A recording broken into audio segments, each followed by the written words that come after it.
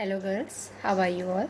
I hope so you all are fit and fine and doing well with your studies, and you are all are safe and sound also. We are studying पद्य portion, poem portion हम लोग पढ़ रहे हैं, और उसमें हमारी first कविता जो है वो अयोध्या सिंह उपाध्याय हरिऔध जी की पवन दूतिका है। लंबी पोयम है, लंबी पोयम थी, लेकिन हम लोग आज इसे कंप्लीट कर रहे हैं बाय गॉड्स ग्रेस, और लास्ट के 4 पैराग्राफ इसमें बचे हुए हैं। हमने आपको 22nd पैराग्राफ तक बेटा बताया था। 22nd पैराग्राफ आपका जो था, बैठे नीचे जिस विटप के शाम होंगे उसी का कोई पत्ता निकट उनके नेत्र के ले हिलाना, यूं प्यारे को विदित करना, चातुरी से दिखाना, मेरे चिंता विजित चित्त का क्लांत हो काँप जाना। तो यहाँ तक हम लोगों ने कंप्लीट किया है अपना पोर्शन, और इसके बाद इसमें 4 पैराग्राफ और बचे हुए हैं। आज हम लोग उसे करेंगे। देखिए, पहले मैं रीड कर रही हूँ। सूखी जाती मलिन लतिका जो धरा में पड़ी हो, तो पाँवों के निकट उसको शाम के ला गिराना, यूँ सीधे से प्रकट करना, प्रीति से वंचिता हो, मेरा होना अति मलिन और सूखते नित्य जाना। इजी पैराग्राफ है ये, एक बार और बता रहे हैं तो आपको एकदम क्लियर समझ में आ जाएगा। सूखी जाती मलिन लतिका जो धरा में पड़ी हो, तो पाँवों के निकट उसको शाम के ला गिराना, यूँ सीधे से प्रकट करना, प्रीति से वंचिता हो, मेरा होना अति मलिन और सूखते नित्य जाना। तो देखिए, इसमें सरल है ये पैराग्राफ बिल्कुल। इसमें इन्होंने जो बात कही है अयोध्या सिंह उपाध्याय हरिऔध जी ने, वो क्या कही है, वो इसमें इस पैराग्राफ में आपको पता है कि पवन को माध्यम बना करके राधिका अपने मन की दशा को व्यक्त कर रही हैं।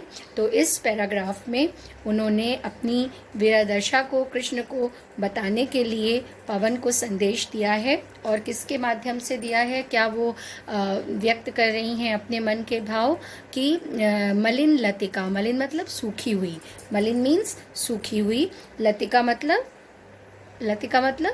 लता, कि वो कह रही हैं कि यदि कोई धरा में, पृथ्वी में यदि कोई ऐसी लता पड़ी हो जो कि मलिन हो, मलिन मतलब होता है दुखी, एक्चुअली मलिन मतलब होता है मैला, दुखी।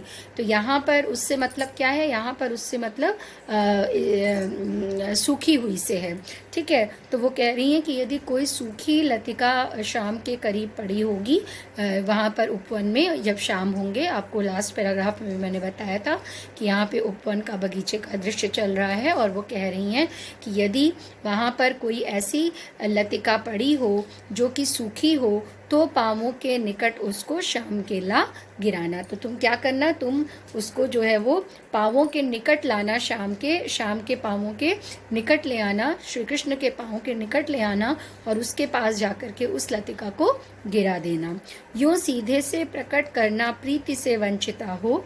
इस प्रकार से तुम सीधे सीधे बिना कोई बहाना बनाए ये प्रकट कर देना कि उनकी प्रीति से वंचिता हो, उनके प्रेम से वंचित हो करके मेरा होना अति मलिन और सूखते नित्य जाना, कि क्योंकि वो मुझसे दूर हैं, तो मैं अपने प्रेम का प्रदर्शन उनसे नहीं कर पा रही हूँ, या वो मुझे प्रेम कर भी रहे हैं कि नहीं मुझे नहीं पता है, तो इसलिए मैं उनके प्रेम से वंचित हूँ, मैं उनके प्रेम से दूर हूँ, और मेरा होना अति मलिन और सूखते नित्य जाना। तो एक मलिन का अर्थ मतलब मैंने आपको बताया सूखा, दुखी या मैला, और दूसरा सूखा हुआ। तो इस प्रकार से उनके प्रेम से वंचित होकर के, उनके प्रेम से दूर रहने के कारण मेरा होना अति मलिन और शाम और सूखते नित्य जाना, मैं बहुत दुखी होती जा रही हूँ और नित्य प्रति सूख रही हूँ, मतलब बहुत कमज़ोर होती जा रही हूँ, शारीरिक रूप से भी मैं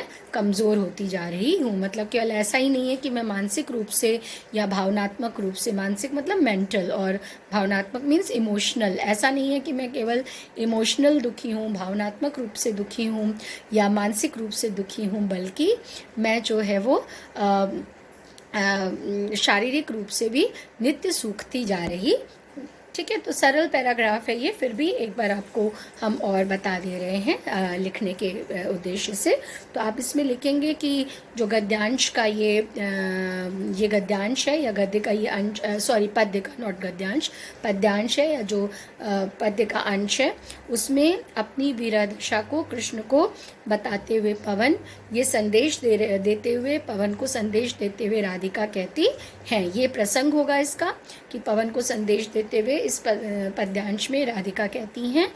और क्या कहती हैं कि हे पवन, व्याख्या में आप क्या लिखेंगे कि हे पवन, पृथ्वी पर तुम्हें यदि कोई सूखी लता पड़ी हुई मिल जाए तो तुम क्या करना, तुम उसको उड़ा करके शाम के चरणों में डाल देना। तुम्हें क्या करना है, यदि कोई सूखी लता तुमको मिले तो तुम उसको शाम के चरणों में जा कर के डाल दो। और इस प्रकार से तुम उनसे सीधे से स्पष्ट करके कहना, या उनसे इस प्रकार सीधे उनसे ये स्पष्ट कर देना कि जिस प्रकार से ये लता सूख रही है उसी प्रकार से तुम्हारी प्रिय राधा भी तुम्हारे वियोग के कारण नित्य प्रति कुम्हला रही है, कुम्हला करके सूखती जा रही है या कुम्हला रही है।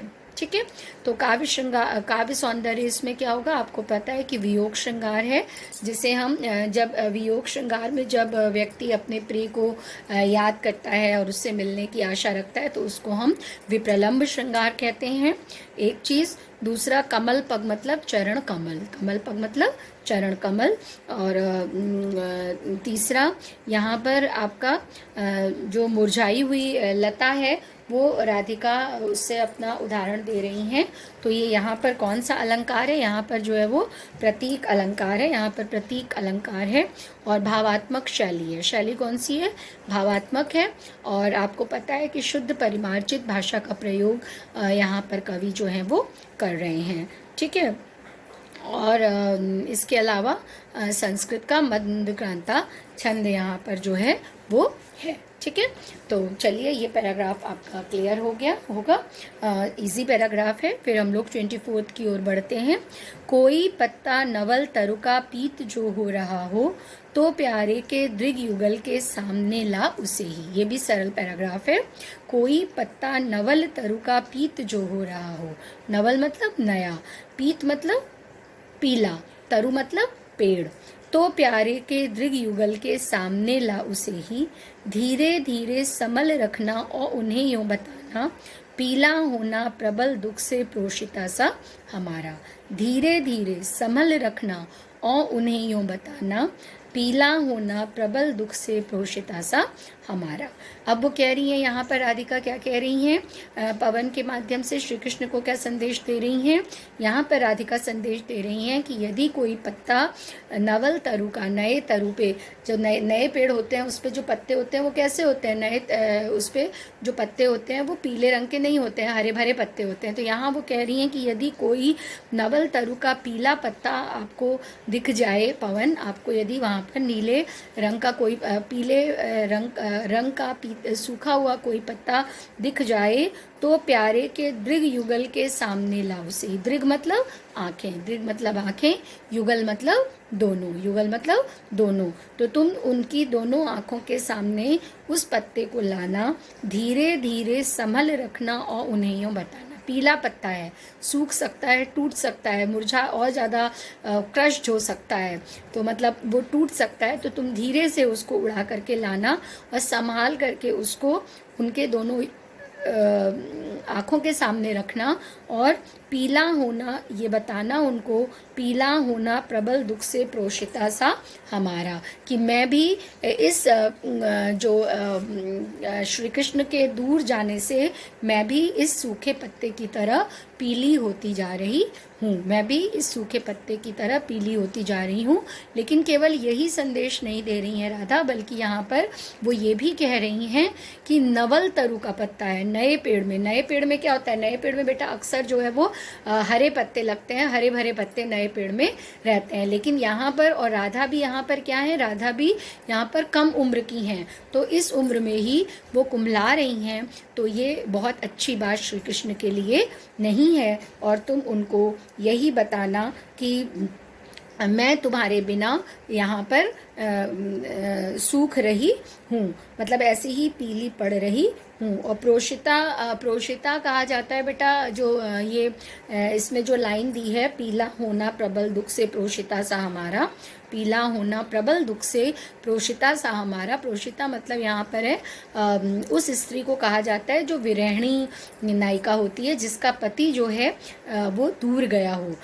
हिंदी साहित्य में जो हिंदी साहित्य है उसमें आपके 8 तरह की नायिकाएं हैं। कितनी तरह की? 8 तरह की। तो उसमें एक नायिका ऐसी भी होती है जो प्रोषिता होती है, जिसका जो पति है वो प्रवास पर गया हो। इसको फुल फॉर्म इसका है प्रोषित पतिका नायिका। कौन सी नायिका? प्रोषित पतिका नायिका, जिसका पति जो है वो प्रवास पर, मतलब दूसरे देश पर गया हो, दूसरे देश में गया, उसको कहते हैं। तो वो कह रही हैं यहाँ पर। ठीक है, समझ में आ गया? इसको चलिए मैं एक बार सेंटेंस फॉर्म करके आपको बता देती हूँ क्या कैसे इसमें प्रसंग लिखेंगे और क्या आप अर्थ लिखेंगे।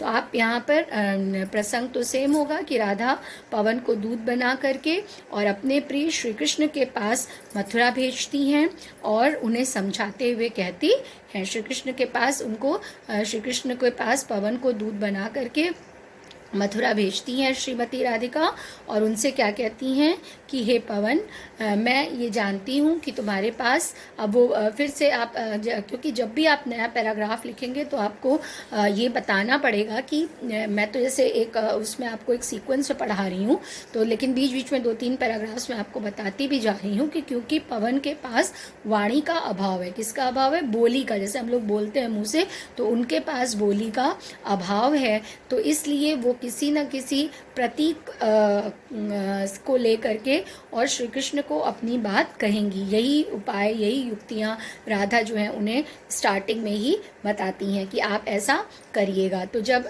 ये बात भी आपको यहाँ पर लानी होगी, चाहे आप प्रसंग में लिखिए और चाहे आप अर्थ में लिखिए कि हे पवन, मैं जानती हूँ कि तुम्हारे पास वाणी का क्या है? वाणी का अभाव है। तो तुम बोल करके जो मेरी वियोग की दशा है उसका वर्णन तुम नहीं कर पाओगी, तो तुम क्या करना? तुम ऐसा करना कि तुम किसी नए वृक्ष के, मतलब जो नया वृक्ष हो, नया अभी बड़ा हुआ हो, उस वृक्ष के मुरझाए हुए पीले पत्ते को उड़ा करके क्या करना? अब मेरे प्रिय श्री कृष्ण की आंखों के सामने ला गिराना और उनका ध्यान उन पत्ते की ओर आकृष्ट करना। उनका ध्यान क्या करना? उन पत्ते की ओर आकृष्ट करना और उसे बार बार उड़ा करके और भूमि पर गिराना। मतलब वो सूखा पत्ता होगा तो ऐसे, अगर तुम ऐसे ही एक बार ले जा करके बस वहाँ पर फेंक दोगी तो कोई वो नहीं देखेंगे, लेकिन जब तुम बार बार उसे अपने, क्योंकि तुम में वो शक्ति है कि तुम पत्तों को उड़ा सकती हो, तुम में वो शक्ति है कि तुम पत्तों को उड़ा सकती हो, तो जब तुम वहाँ पर क्या करना? तुम पत्ते को वहाँ ले जाना और बार बार उसको जो है वो गिराना, और गिरा करके क्या करना? गिरा करके तुम उसको श्री कृष्ण का ध्यान उस ओर आकृष्ट करना और ये उनको समझाना कि जिस प्रकार से ये नए पेड़ का पीला पत्ता मुरझा रहा है या ये पत्ता पीला पड़ गया है, मुरझा गया है, उसी प्रकार से तुम्हारी जो प्रोषित पतिका नायिका है, या तुम जिस नायिका को या जिस अपनी राधा को छोड़ करके चले गए हो, वो तुम्हारी विरह दुख से पीली पड़ती जा रही है। और क्योंकि जो विरह का दुख है उसने उस नायिका को कैसे कर दिया है? उस विरह के दुख ने उसको उसके शरीर को कांतिहीन बना दिया है। ठीक है, और इस प्रकार से तुम मेरे प्रिय के पास जाना। ठीक है, समझ में आ गया? ओके, आगे देखिए 25। यों प्यारे को विदित करके सर्व मेरी व्यथाएं धीरे धीरे वहन करके पाँव की धूलि लाना। थोड़ी सी भी चरण रज जो ला न देगी हमें तू, हाँ कैसे तो व्यथित चित्त को बोध में दे सकूंगी। बहुत प्यारी सी बात इसमें उन्होंने कही है कि यों प्यारे को विदित करके सर्व मेरी व्यथाएं धीरे धीरे वहन करके पाँव की धूलि लाना।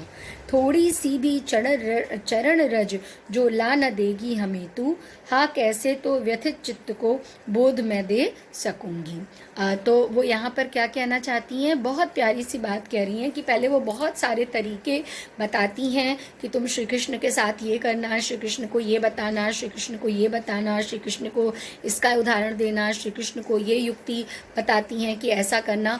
लेकिन लास्ट में पवन, जब व्यक्ति बहुत ज़्यादा इमोशनल हो जाता है तो वो बहुत तरह की बातें अपने आप से करने लगता है और अपने मन में सोचने लगता है। तो उनके मन में कहीं ना कहीं, राधा के मन में ये है कि कहीं ऐसा ना हो कि श्री कृष्ण जो हैं वो इन बातों को ना समझ पाए या पवन ही इनको ना बता पाए।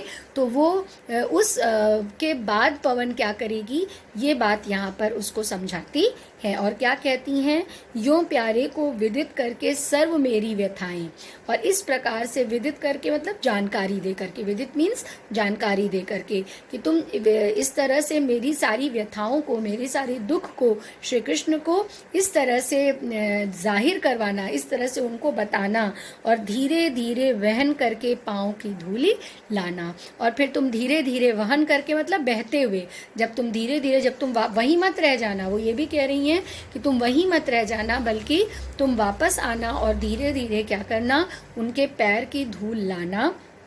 और थोड़ी सी भी चरण रज जो ला न देगी हमें तू, थोड़ी सी भी चरण रज जो ला न देगी हमें तू। यदि तुम थोड़ी सी भी चरणों की रज, रज मतलब धूल, यदि तुम श्री कृष्ण के चरणों की थोड़ी सी भी धूल मुझे लाके नहीं दोगी, न देगी मुझे तू, अगर तुम नहीं दोगी तो हाँ कैसे तो व्यथित चित्त को बोध मैं दे सकूंगी। तो मेरा जो ये व्यथित चित्त है, श्री कृष्ण के बिना मेरा जो चित्त दुखी हो रहा है, उसको मैं कैसे बोध दे सकूंगी, उसको मैं कैसे ज्ञान दिला सकूंगी कि श्री कृष्ण वापस आएंगे और तुमको इतना परेशान होने की और इतना दुखी होने की ज़रूरत नहीं है। क्या कहना चाह रही हैं कि तुम मेरी सारी व्यथाओं को उनको बताना और श्री कृष्ण के चरणों की धूल लाना, और यदि तुम इतना भी नहीं करोगी तो मैं कैसे भला अपने इस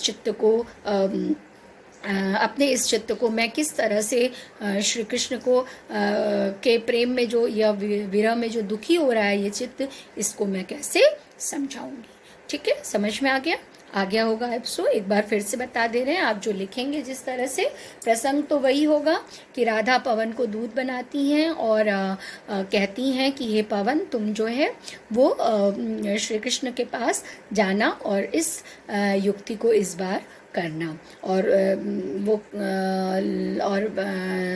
जब तुम इन युक्तियों को कर लोगी तो उसके बाद तुम क्या करना, ये प्रसंग इसमें और जुड़ जाएगा कि जब इस प्रकार से तुम मेरे प्राण प्रिय को, श्री कृष्ण को, जब तुम मेरी वेदना से, मेरे दुख से परिचित करवा दोगी, जब परिचित वो हो जाएंगे कि मैं कितना दुखी हूँ उनके बिना, तो जब तुम वहाँ से लौटना तो लौटते समय मंद गति से धीरे धीरे प्रवाहित होकर के आना, धीरे धीरे बहते हुए आना और मेरे प्रिय की पैरों की धूल, चरण रज को मेरे लिए लेते आना। जब तुम आना तो तुम धीरे धीरे आना। अगर तुम जोर से आओगी, आंधी तूफान की तरह, आंधी की तरह जोर की हवा करोगी और आंधी तूफान आएगा तो क्या होगा, उससे जो चरणों की धूल होगी वो उड़ जाएगी, इधर उधर हो जाएगी, वातावरण में उड़ जाएगी। लेकिन तो इसलिए तुम क्या करना, ये लिखना होगा आपको। ये सब यहाँ पर उन्होंने बहुत ये पोयम जो है मनोवैज्ञानिक तरीके से लिखी गई है ना, तो इसमें फिलॉसफी है, इसमें किस तरह से सोच रहे हैं, कौन से इमोशंस कहाँ तक जा सकते हैं, इसकी बात उन्होंने इस पोयम में की है। तो तुम क्या करना, हे पवन धीरे धीरे आना। जब तुम धीरे धीरे आओगी तो क्या होगा, धीरे धीरे आओगी तो उनकी चरणों की धूल, श्री कृष्ण के चरणों की धूल तुम ला सकोगी। और जब तुम श्री कृष्ण के चरणों की धूल लाओगी तो वो मेरे लिए बहुत बड़ा उपकार होगा। और यदि तुम इतना भी मेरे लिए नहीं कर पाओगी, यदि तुम मुझे थोड़ी सी भी चरण की धूल ला करके नहीं दोगी, तो मैं अपने व्याकुल चित्त को किस प्रकार से धैर्य धारण कराऊंगी। या इसको आप इस तरह से भी लिख सकते हैं कि तुम्हारे उनके चरणों की धूल लाने से मैं अपने व्यथित चित्त को, मैं अपने व्याकुल चित्त को, अपने उस चरण को जो है वो अपने माथे पर लगा करके और धैर्य धारण कर सकूंगी।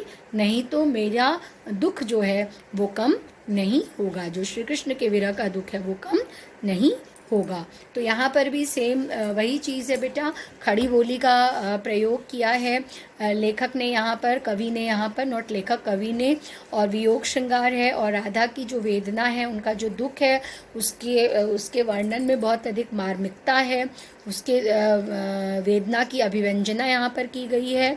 और धीरे धीरे में पुनरुक्ति प्रकाश अलंकार यहाँ पर है। कौन सा अलंकार है? पुनरुक्ति प्रकाश अलंकार है।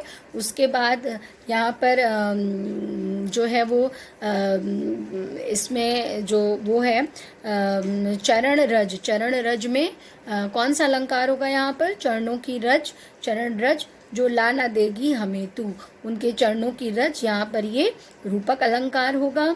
और हाँ, कैसे तो व्यथित चित्त को बोध में दे सकूंगी। एक्चुअली चरण रज यहाँ पर डायरेक्ट लिखा है, तो इसीलिए यहाँ पर ये जो है वो अलंकार जो है वो पुनरुक्ति प्रकाश हो रहा है। ठीक है, सॉरी, धीरे धीरे में पुनरुक्ति प्रकाश, धीरे धीरे में पुनरुक्ति प्रकाश अलंकार है। और चरण रज में यहाँ पर सॉरी कोई अलंकार नहीं है। चरण रज मतलब चरणों की धूल, सीधे सीधे कह रही हैं। ठीक है, चरणों की धूल, चरण रज में कोई अलंकार नहीं है। धीरे धीरे में यहाँ पर पुनरुक्ति प्रकाश अलंकार है।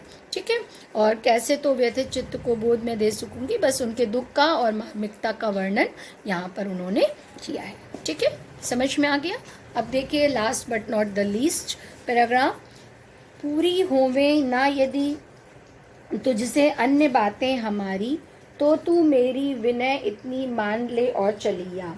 छू के प्यारे कमल पग को प्यार के साथ प्यार के साथ आजा, जी जाऊंगी हृदय तल में मैं तुझी को लगा के। इसके बाद बहुत ही खूबसूरत सी बात उन्होंने कही है, बहुत ही इमोशनल हो गई है राधा, बहुत ही भावनात्मक वर्ण यहाँ पर है कि पूरी होवे ना यदि तुझसे अन्य बातें हमारी, तो तू मेरी विनय इतनी मान ले और चली जा। छू के प्यारे कमल पग को प्यार के साथ आजा, जी जाऊंगी हृदय तल में मैं तुझी को लगा के। ये पैराग्राफ एक्चुअली जो प्रीवियस पैराग्राफ है आपका 25th पैराग्राफ, उसके कंटिन्यूएशन में है। उसके बाद है कि राधा क्या करती हैं यहाँ पर कि सारी युक्तियों को बता रही हैं कि तुम क्या क्या करना है पवन, तुम क्या क्या करना श्री कृष्ण के लिए, तुम किस तरह से युक्तियाँ श्री कृष्ण को देना और मेरी याद उनको देना तुम। और उसके बाद वो कह रही हैं कि तुम अगर इतना भी नहीं कर सकोगी तो तुम चरण रज को ले आना। और फिर बाद में कहती हैं कि यदि तुम इतना भी नहीं कर पाओगी, यदि तुम चरण रज को भी मेरे लिए नहीं ला पाओगी, यदि तुम इतना भी नहीं कर सकती हो, तो तुम क्या करना कि मैंने तुमसे जो अन्य बातें कही हैं, यदि वो तुम्हारे से नहीं हो पाएंगी तो तुम मेरी विनय को मान लेना। तुम क्या करना? मेरी विनय को मान लेना, और मेरी विनय को मान करके, मेरी प्रार्थना को मान करके, मेरी प्रार्थना को मेरे प्रिय के पास जाओ। और जब तुम अपने मेरे प्रिय के पास जाओगी तो उनके चरण कमल का स्पर्श करके तुम वापस आ जाना। और जब तुम वापस आ जाओगी तो मैं क्या करूँगी? छू के प्यारे कमल पग को प्यार के साथ आ जा।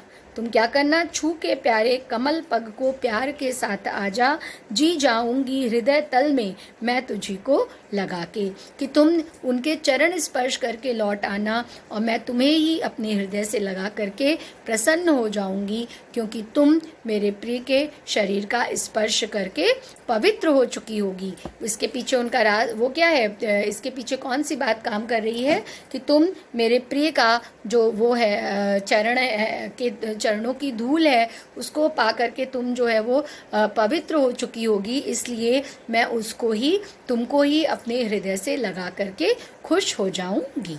ठीक है, तो इसको चलिए हम एक बार बता देते हैं किस तरह से आप लिखेंगे कि राधा, यहाँ पर प्रसंग पहले चेंज होगा कि राधा पवन को अनेक प्रकार के संदेश देती हैं और उसके बाद अंत में प्रार्थना करती हैं कि हे पवन, मैंने तुमसे जो बातें कही हैं यदि वो तुम्हारे द्वारा पूरी ना हो सकें तो मेरी एक प्रार्थना है और उस प्रार्थना को तुम अवश्य पूरी कर देना, उस मेरी प्रार्थना को। और वो प्रार्थना क्या है कि तुम मेरी विनय मान करके, मेरी प्रार्थना मान करके मेरे प्रिय के पास चली जाना और उनके चरण कमल का स्पर्श करना और ऐसा करके तुम लौट आना। तो आप लिखेंगे इसको कि उनके चरण कमल का स्पर्श करना और लौट आना, और तुमको ही मैं अपने हृदय से, मैं पहले प्रॉपर नाउन होगा, मैं तुम्हें ही, पहले अपनी बात होगी तो मैं तुम्हें ही अपने हृदय से लगा करके प्रसन्न हो जाऊंगी, क्योंकि तुम मेरे प्रिय के शरीर का स्पर्श करके पावन हो चुकी होगी, पवित्र हो चुकी होगी। ठीक है, समझ में आ गया। तो काव्य सौंदर्य यहाँ पर क्या है, यहाँ पर जो आपको स्टार्टिंग में बताया था मैंने कि यहाँ पर लिखा हुआ है पोयम में श्रीमती राधिका।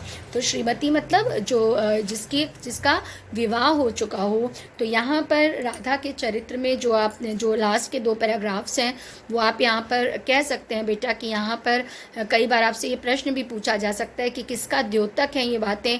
तो आप बताएंगे कि श्री कृष्ण के प्रति प्रेम व्यक्त करने में यहाँ पर राधा के चरित्र में भारतीय नारी का, या जो भारतीय पतिव्रता नारी होती है उसकी भावना यहाँ पर विद्यमान है। उनकी भारतीय पतिव्रता नारी की भावना यहाँ पर विद्यमान है।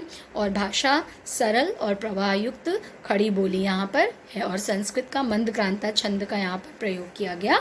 फिर से एक बार बता दे रहे हैं कि राधा के चरित्र में यहाँ पर भारतीय पतिव्रता नारी की भावना विद्यमान है, और भाषा सरल है और प्रवाहयुक्त खड़ी बोली है, और मंदक्रांता नामक संस्कृत का छंद इसमें यूज़ किया गया है, प्रयोग किया गया है। रस जो है वो श्रृंगार है, और शैली कैसी है, भावात्मक है। ओके, तो we have completed this poem today by God's grace. हम लोगों ने ये पोएम कंप्लीट कर ली है। बड़ी पोएम है, टाइम से ले करके मैंने आराम से आपको पढ़ाया है, क्योंकि अब इसके बाद की पोएम्स धीरे धीरे और कठिन होती जाएंगी। और 26 पैराग्राफ्स हैं इसमें, और इस पोएम को ज़रूर नोट करिए अपनी कॉपी में, फेयर कॉपी में नोट करिए। और बार बार आप लोग मुझसे पूछते हैं कि मैम क्या सारे पैराग्राफ्स लिखने हैं, तो मैं फिर से एक बार कहूँगी कि आप सारे पैराग्राफ्स लिखेंगे तो आपको ही फ़ायदा होगा। फिर भी चूँकि ये पोएम सरल है, तो अगर आपको लगता है कि बहुत ज़्यादा सरल पोएम है और हमको आ जाएगी तो बहुत अच्छी बात है, लेकिन अगर आपको कठिन लग रहे हैं पैराग्राफ्स जो, तो सारे लिखिए, और जो इम्पॉर्टेंट पैराग्राफ्स हैं वो तो ज़रूर लिखिए। ठीक है, इस वीडियो को फिर से देखिए, इसके पहले के वीडियोस जो बच्चे नहीं देखे हैं वो देखें, और इसको जो है वो देख करके और इसे आप जो है वो कंप्लीट करिए। और इसके बाद हम लोग जो हैं, आई होप सो कि आपको ये पोएम समझ में आई होगी। जिन बच्चों ने भी अभी तक नहीं पढ़ी है या वीडियो नहीं देखे हैं वो फिर से देखें, पढ़ें। और अगर आपको लगता है कहीं पर भी कोई भी प्रॉब्लम है तो I am always there for you, आप उसे देखिए। और ट्यूसडे को मैंने पोएम का PDF भेजा था। कुछ बच्चों ने मुझसे फिर से कहा था कि मैम PDF नहीं मिला, पोएम नहीं मिल रही है नेट पे, तो आप PDF भेज दीजिए। तो मैंने आपको PDF भेजा था। और इसके अलावा मैंने आपको बेटा ध्रुव यात्रा कहानी भी भेजी थी, अगर आपने देखी होगी तो ध्रुव यात्रा कहानी भी आपको भेजी थी। बड़ी कहानी है, मैंने आपको पहले ही कहा था कि उस कहानी को आप पढ़ लीजिएगा, तो मैं आपको उस